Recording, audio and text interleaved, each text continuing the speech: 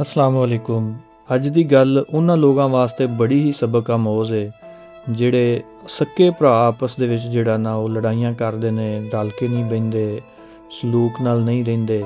उन्हां वास्ते बड़ी ही सबक आमोज़ गल है। तुसीं इस कहानी नूं सुनो ते इहदे विच सबक हासल करो। दो भरा सन शाहद ते नईम, दोवें इक्को घर च पले बड़े, इक्को स्कूल गए, इकट्ठे खेतां विच काम कीता। लोग मिसाल देंदे सन ये दोवें भरा नहीं एक जान ने। वड्डा भरा शायद सीधा साधा बंदा सी, ਉਹਦਾ ਜ਼ਿਆਦਾਤਰ ਖੇਤਾਂ ਨਾਲ ਲਗਾਓ ਸੀ, ਮਿਹਨਤੀ ਬਹੁਤ ਸੀ, ਖਾਮੋਸ਼ ਤਬੀਅਤ ਦਾ ਮਾਲਕ ਸੀ। ਛੋਟਾ ਭਰਾ ਨਈਮ ਸ਼ਹਿਰ ਜਾ ਕੇ ਕਾਰੋਬਾਰ ਕਰਨਾ ਚਾਹੁੰਦਾ ਸੀ। ਉਹ ਜ਼ਰਾ ਤੇਜ਼ ਦਿਮਾਗ ਸੀ, ਥੋੜਾ ਸ਼ੌਕ, ਥੋੜਾ ਤੇਜ਼ ਜ਼ਿੱਦੀ। ਉਹਨਾਂ ਦੇ ਵਾਲਦ ਦੀ ਵਫਾਤ ਤੋਂ ਬਾਅਦ ਜ਼ਮੀਨ ਤੇ ਘਰ ਦੋਵਾਂ ਭਰਾਵਾਂ ਦੇ ਨਾਂ ਹੋ ਗਏ, ਲੇਕਿਨ ਉਹਨਾਂ ਦੇ ਵਿੱਚ ਕਦੀ ਵੀ ਲੜਾਈ ਨਹੀਂ ਸੀ ਹੋਈ। ਪਰ ਸਾਡੇ ਪਿੰਡਾਂ ਦੀ ਇੱਕ ਬੜੀ ਬੁਰੀ ਆਦਤ ਹੁੰਦੀ ਏ, ਲੋਕਾਂ ਨੂੰ ਸਕੂਨ ਨਹੀਂ ਹੁੰਦਾ ਜਦੋਂ ਕਿਸੇ ਦਾ ਘਰ ਖੁਸ਼ ਵਹਿੰਦੇ ਨੇ ਤੇ ਸ਼ਰਾਰਤਾਂ ਸ਼ੁਰੂ ਕਰ ਦਿੰਦੇ ਨੇ। ਇਸੇ ਤਰ੍ਹਾਂ ਇਹਨਾਂ ਨਾਲ ਵੀ ਹੋਇਆ। ਕਦੀ ਕੋਈ ਆ ਕੇ ਸ਼ਾਹਦ ਦੇ ਕੰਨ ਭਰ ਜਾਂਦਾ ਕਿ ਤੇਰਾ ਭਰਾ ਸ਼ਹਿਰ ਜਾ ਕੇ ਪੈਸੇ ਬਣਾ ਰਿਹਾ ਏ, ਕੱਲ ਨੂੰ ਸਭ ਕੁਝ ਆਪਣੇ ਨਾਂ ਕਰਾ ਲੇਗਾ, ਤੈਨੂੰ ਕੁਝ ਨਹੀਂ ਲੱਭਣਾ। ਕਦੀ ਕੋਈ ਦੂਸਰੇ ਨੂੰ ਨਈਮ ਨੂੰ ਆ ਕੇ ਕੁਛ ਨਾ ਕੁਛ ਕਹਿ ਜਾਂਦਾ ਕਿ ਤੇਰਾ ਵੱਡਾ ਭਰਾ ਤੈਨੂੰ ਹਿੱਸਾ ਦੇਣ ਦੇ ਮੂਡ 'ਚ ਨਹੀਂ, ਉਹ ਸਾਰੀਆਂ ਪੈਲੀਆਂ ਸਾਰੇ ਖੇਤ ਆਪਣੇ ਨਾਂ ਕਰਾ ਲੇਗਾ। ਇਸ ਤਰ੍ਹਾਂ ਚੱਲਦਾ ਰਿਹਾ। ਆਹਿਸਤਾ ਆਹਿਸਤਾ ਸ਼ੱਕ ਪੈਦਾ ਹੋਣਾ ਸ਼ੁਰੂ ਹੋ ਗਿਆ। ਇੱਕ ਦੂਸਰੇ ਦੇ ਦਿਲ ਵਿੱਚ ਸ਼ੱਕ ਪੈਦਾ ਹੋ ਗਿਆ। ਇੱਕ ਦੂਸਰੇ ਨਾਲ ਮੁਲਾਕਾਤਾਂ ਘੱਟ ਹੋ ਗਈਆਂ, ਫੋਨ ਘੱਟ ਹੋਣ ਲੱਗ ਪਏ, ਦਿਲਾਂ ਦੇ ਵਿੱਚ ਫਾਸਲੇ ਪੈਦਾ ਹੋ ਗਏ। ਇੱਕ ਦਿਨ ਨਈਮ ਸ਼ਹਿਰ ਤੋਂ ਵਾਪਸ ਆਇਆ ਤੇ ਜ਼ਮੀਨ ਦੀ ਤਕਸੀਮ ਦੀ ਗੱਲ ਛੇੜ ਦਿੱਤੀ। ਸ਼ਾਹਦ ਨੂੰ ਗੁੱਸਾ ਆਇਆ। ਪਹਿਲੀ ਵਾਰੀ ਦੋਵਾਂ ਵਿੱਚ ਬੜੀ ਡਾਢੀ ਲੜਾਈ ਹੋਈ। ਮਾਂ ਕੋਲ ਬਹਿ ਕੇ ਰੋਂਦੀ ਰਹੀ, ਲੇਕਿਨ ਦੋਵਾਂ ਦੇ ਦਿਲ ਜ਼ਾਹਰੇ ਲੋਕਾਂ ਦੀਆਂ ਗੱਲਾਂ ਸੁਣ ਕੇ ਪੱਥਰ ਹੋ ਚੁੱਕੇ ਸਨ। ਉਹਨਾਂ ਨੇ ਮਾਂ ਦੀ ਇੱਕ ਨਾ ਸੁਣੀ। ਕੁਝ ਦਿਨਾਂ ਦੇ ਵਿੱਚ ਉਹਨਾਂ ਨੇ ਸਾਰੀ ਜ਼ਮੀਨ ਆਪਸ ਵਿੱਚ ਤਕਸੀਮ ਕਰ ਲਈ। ਘਰਾਂ ਦੇ ਵਿੱਚ ਵੀ ਜਿਹੜਾ ਉਹ ਬਹੁਤ ਵੱਡੀ ਦੀਵਾਰ ਬਣ ਗਈ, ਘਰ ਅਲੱਗ-ਅਲੱਗ ਹੋ ਗਏ। ਉਹ ਘਰ ਜਿਹਦੇ ਵਿੱਚ ਕਦੀ ਹਾਸਿਆਂ ਦੀ ਆਵਾਜ਼ ਗੂੰਜਦੀ ਸੀ, ਉਹ ਦੋ ਹਿੱਸਿਆਂ ਦੇ ਵਿੱਚ ਤਕਸੀਮ ਹੋ ਗਿਆ। ਨਈਮ ਦਾ ਸ਼ਹਿਰ ਵਿੱਚ ਕਾਰੋਬਾਰ ਜਿਹੜਾ ਚੱਲ ਗਿਆ। ਸ਼ਾਹਦ ਵੀ ਆਪਣੀਆਂ ਜ਼ਮੀਨਾਂ ਤੇ ਮਿਹਨਤ ਮਜ਼ਦੂਰੀ ਕਰਨ ਲੱਗ ਪਿਆ, ਪਰ ਦੋਵਾਂ ਦੀ ਜ਼ਿੰਦਗੀ ਵਿੱਚੋਂ ਸਕੂਨ ਖਤਮ ਹੋ ਗਿਆ। ਮਾਂ ਅਕਸਰ ਕਹਿੰਦੀ, ਪੁੱਤਰ ਭਰਾਵਾਂ ਦੀ ਲੜਾਈ ਨਾਲ ਘਰ ਨਹੀਂ ਵਸਦੇ, ਘਰ ਉਜੜ ਜਾਂਦੇ ਨੇ। ਪਰ ਉਹਨਾਂ ਦੋਵਾਂ ਦੇ ਦਿਲ ਨਰਮ ਨਾ ਹੋਏ। ਇੱਕ ਰਾਤ ਨੂੰ ਪਿੰਡ ਵਿੱਚ ਬਹੁਤ ਬਾਰਿਸ਼ ਤੇ ਆਂਧੀ ਸੀ।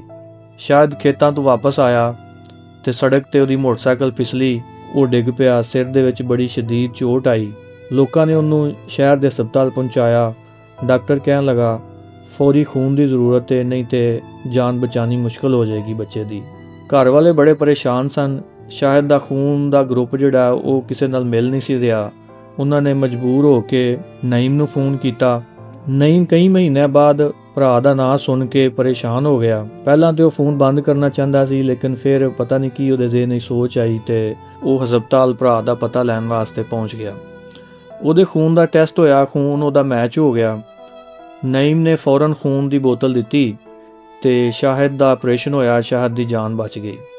3 ਦਿਨਾਂ ਬਾਅਦ ਸ਼ਾਹਦ ਨੂੰ ਜਦੋਂ ਹੋਸ਼ ਆਇਆ ਤੇ ਮਾਂ ਨੂੰ ਪੁੱਛਣ ਲੱਗਾ ਕਿ ਮੇਰੀ ਜਾਨ ਕਿੰਨੇ ਬਚਾਈ ਹੈ। ਮਾਂ ਰੋਣ ਲੱਗ ਪਈ। ਮਾਂ ਕਹਿੰਦੀ ਹੈ, ਪੁੱਤਰ ਜਿਹਨੂੰ ਤੂੰ ਸਾਰੀ ਜ਼ਿੰਦਗੀ ਦੁਸ਼ਮਣ ਸਮਝਦਾ ਰਿਹਾ, ਉਹ ਤੇਰਾ ਭਰਾ, ਉਹਨੇ ਖੂਨ ਦਿੱਤਾ, ਉਹਨੇ ਤੇਰੀ ਜਾਨ ਬਚਾਈ ਹੈ। ਸ਼ਾਹਦ ਦੀਆਂ ਅੱਖਾਂ ਵਿੱਚ ਆਂਸੂ ਆ ਗਏ। ਨਈਮ ਕਮਰੇ ਤੋਂ ਬਾਹਰ ਖੜਾ ਸੀ, ਸਭ ਸੁਣ ਰਿਹਾ ਸੀ। ਦੋਵਾਂ ਦੀ ਜਦੋਂ ਇੱਕ ਦੂਜੇ ਨਾਲ ਨਜ਼ਰ ਮਿਲੀ, ਦੋਵੇਂ ਭਰਾ ਤੇ ਮਿਲ ਪਏ, ਲੇਕਿਨ ਇੱਥੇ ਇੱਕ ਮਸਲਾ ਹੋਰ ਖੜਾ ਹੋ ਗਿਆ। ਡਾਕਟਰ ਨੇ ਉਹਨਾਂ ਨੂੰ ਹਕੀਕਤ ਦੱਸੀ ਕਿ ਸ਼ਾਹਦ ਦਾ ਦਿਮਾਗ ਜਿਹੜਾ ਉਹਨੂੰ ਕੁਝ ਨੁਕਸਾਨ ਪਹੁੰਚਿਆ।